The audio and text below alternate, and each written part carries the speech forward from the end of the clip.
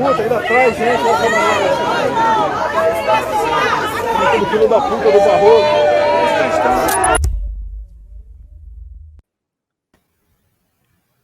É só isso. O filho da... Vocês ouviram, né? O filho do Barroso. Quer dizer, o presidente da República não está nem aí para institucionalidade. Aliás, né, desde o início do governo, desde o iniciozinho, desde a transição, desde que foi eleito, a gente começou a sentir esse ataque, essa sabotagem, essa tentativa de minar as instituições. Eu me lembro de conversas que eu tive com fontes minhas quando ainda a gente estava acompanhando os bastidores da queimação, da fritação do Sérgio Moro, né? E assim, de fato, você falou da cartilha autoritária, eu mencionei dias atrás, né, uma série da Netflix que fala dos tiranos, né, do manual da tirania, e uma das coisas que está lá nesse manual é justamente você minar as instituições, sabotá-las, desinstitucionalizar o país e humilhar quem está ao seu redor em público. Então, para quê? Para forçar a fidelização. Tanto é que ele fala tanto em fidelidade, ou está comigo ou está contra mim. Esse é o raciocínio dos autoritários, né? Desses tiranos como o Jair Bolsonaro. Só corroborando, né? Eu fiz questão de puxar esse vídeo agora porque corrobora essa tentativa que o Bolsonaro faz diariamente de personificar essa questão, esse debate do voto impresso na figura do Barroso, justamente para tentar trazer o Barroso para a briga pessoal, e obviamente que o Barroso vai ficar impedido, vai ficar suspeito de até de julgar o Bolsonaro caso algum desses processos, me parece que são 7 hoje que estão tramitando, cheguem às mãos do ministro ou no plenário mesmo, ou nas turmas, né? Então, é uma estratégia que já está, vamos dizer assim, mapeada. Então o Barroso não é bobo, ele já entendeu, né? Eu acho que todo mundo entendeu, mas o Bolsonaro insiste nesta tentativa aí de personificar. Eu acho curioso, né, porque o Bolsonaro tem tanta macheza, né, para atacar o Barroso, mas eu não vejo ele atacando o Toffoli, né? Eu não vejo ele atacando o Gilmar.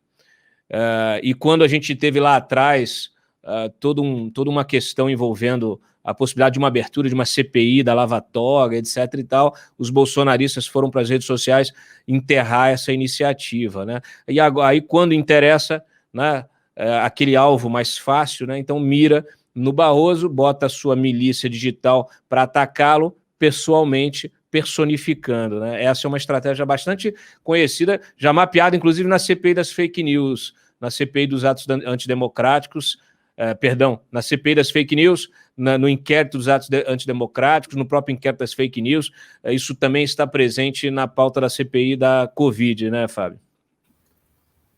Sim, e Cláudio, tem uma questão aí que tem gente, você conversa com apoiadores do presidente Bolsonaro, políticos que ainda são aliados dele, né, e você sempre ouve como argumento, não, mas isso ele fala da boca para fora, não tem nenhum gesto dele contra as instituições, nenhum ato, ele nunca desrespeitou as decisões da justiça, né? Então, assim, é da boca para fora, esse é o jeito dele, tentam amenizar o impacto disso, mas esse impacto provoca essa cadeia de ataques e que a gente imagina que possa acontecer no ano que vem, algo ainda pior do que aconteceu nos Estados Unidos, com a invasão do Capitólio, né, fomentada ali pelo discurso do ex-presidente Donald Trump.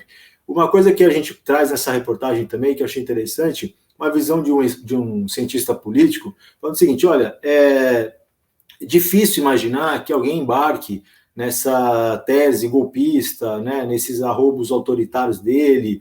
O próprio presidente da Câmara, Arthur Lira, reiterou hoje de novo que não vai embarcar, né, reafirmou esse compromisso com a democracia, apesar de levar para o plenário a votação lá da PEC do voto impresso, que é um desejo dos bolsonaristas, mas o que ele falou é o seguinte, o efeito que o Bolsonaro quer, ele já conseguiu, ele já está criando, que é criar suspeição sobre a eleição, né? Os cenários hoje, né, a fotografia de hoje indica que ele não será reeleito, né? E ele quer tumultuar, e ele já criou essa suspeição.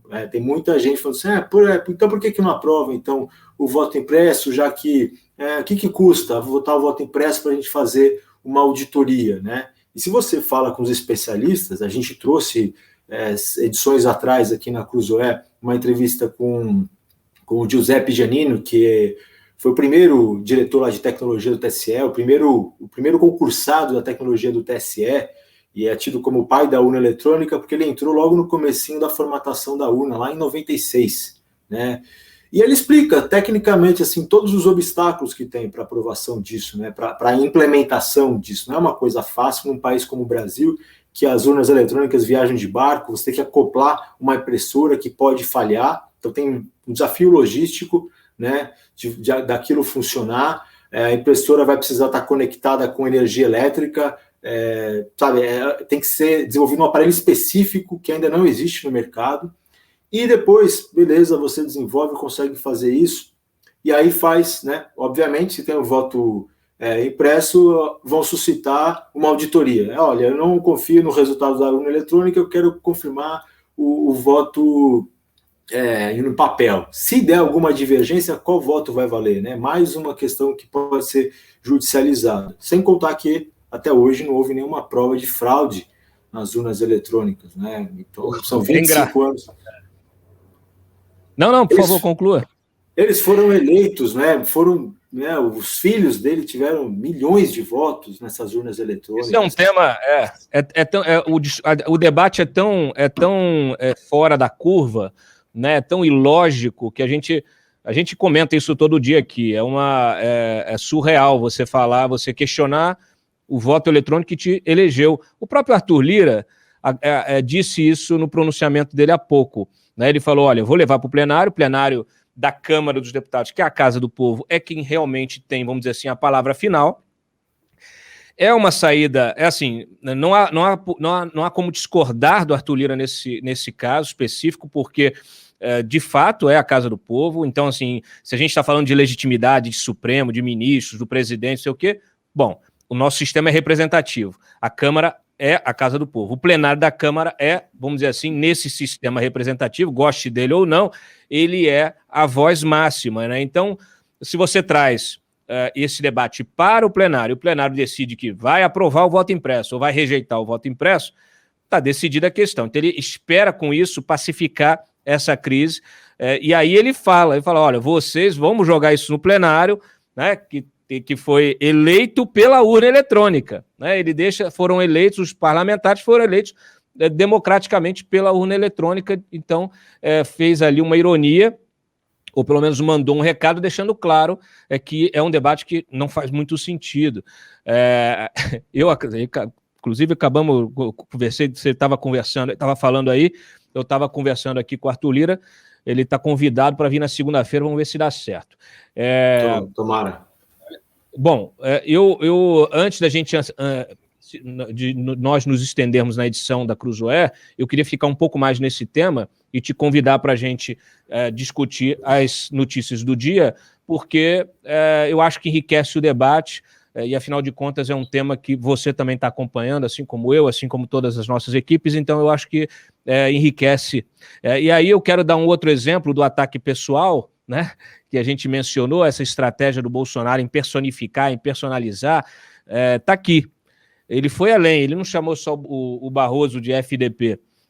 Ele disse que o Barroso quer que nossas filhas de 12 anos tenham relações sexuais. Falou isso num evento público, uma coisa, aliás, um evento no qual ele estava sem máscara, um evento num lugar fechado, deixando, mais uma vez, imprimindo esse caráter nas declarações dele. Solta o vídeo, por favor, Freitas. Até no dia de ontem, a nota do senhor excelentíssimo ministro presidente do Supremo, ele falou que, de acordo com matérias da mídia, o presidente ataca o parlamento. Olha, quem busca informações junto à mídia já está desinformado.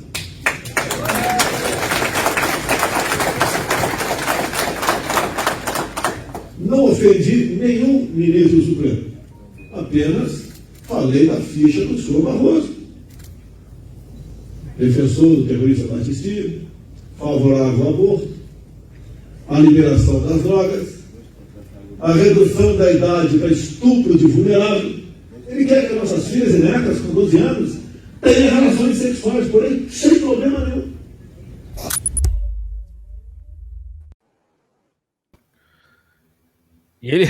Ele também, ao mesmo tempo que ele diz que nunca ofendeu ninguém, nenhum ministro, né? Ele disse que nunca proferiu uma só palavra fora das 4 linhas da Constituição. Joga aí, Freitas. Me acusar de fazer fake news durante a campanha, juntamente com o Luciano Hang. Fake news eu faria contra o Haddad se chamasse ele de honesto. Se o chamasse de respeitador das religiões, um homem que zelasse pela família, que queria democracia, liberdade, aí seria fake news. Mas os problemas que a gente tem, não estou atacando o Supremo Tribunal Federal. Longe disso. O que menos existe, parece, é harmonia.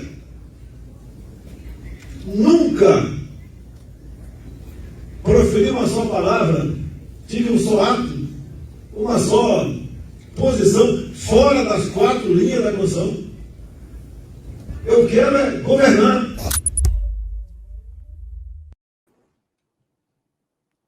Bom, eu não sei o que ele entende como governar. Aí o Barroso reagiu, o Fábio, mais cedo, ainda há pouco, na verdade, ele está participando de um evento sobre debate, um debate sobre a democracia, sobre todas essas questões, né, de fundo que estão na base do nosso sistema e tal, e o Barroso, de forma muito elegante, disse que nós estamos vivendo uma mentirocracia, né? Ele disse assim, ó, em alguns países do mundo, ele não cita o Brasil, mas nem precisa, né? Se criou o que eu chamo de mentirocracia, que é a difusão da inverdade das narrativas falsas como um método de governo e uma estratégia de manipulação das massas. E aí, nessa estratégia autoritária, em diferentes partes do mundo, criam milícias de fanáticos que vivem de disseminar o ódio e teorias conspiratórias com o propósito de enfraquecer as instituições de quebra da legalidade, da implantação de regimes autoritários. No fim das contas, é a velha fórmula, né, de criação de regimes autoritários, de tiranos, etc., utilizando a tecnologia. Assim como ele quer, ao mesmo tempo que ele quer o voto impresso, ele não abre mão das redes sociais, porque as redes sociais, infelizmente, elas se transformaram em ferramentas de manipulação da opinião, ou ferramentas de manipulação de massa, né? Então, elas são quase armas de destruição em massa se elas são mal usadas. Nós temos visto isso acontecer em vários países e aqui no Brasil.